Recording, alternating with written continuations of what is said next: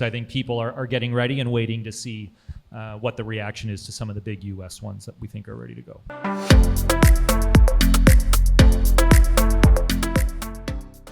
Do you have any thoughts on the conversation we just heard as far as how the election is going to impact, plans to go public? I would say like most of the companies that we're working with and talking to see this change in administration being favorable for helping to open up the IPO markets as well as M&A markets. And so I think companies who were already on the path to get ready are thinking about maybe accelerating that. And I think others are probably jumping into the fray maybe with a little bit more vigor than, while they were waiting to see what the results would be.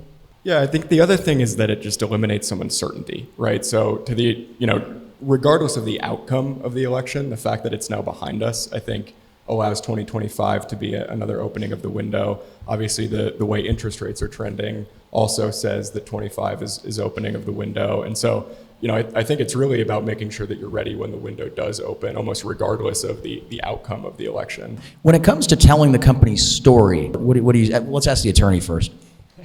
Yeah, so I certainly think it has to be driven by management. The people who are going to be telling the story need to be creating that story, and it has to be authentic, and investors are really smart and they'll be able to see through that if it's not. That said, your advisors, your bankers, and your IR advisors do know the audience well, and they need to be consulted on that. And finally, I wouldn't be a lawyer with saying you have to listen to the lawyers a little bit. The best story and the best IPO in the world, it does you no good if you end up in jail after the fact. So, yeah.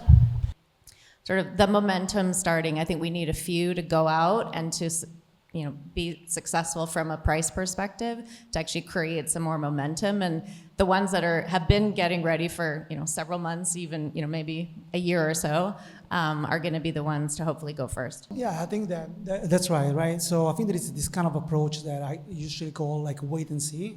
There are maybe a few subset of companies that are 100% prepared to go public, but they are still there waiting what happens to the market, figuring out if there is another company within the same industry on the same exchange, how actually does stock fluctuate before actually make the move. So there are companies ready, but they're still in the moment where they don't want to go first, so they want to wait for another company to go first and then follow.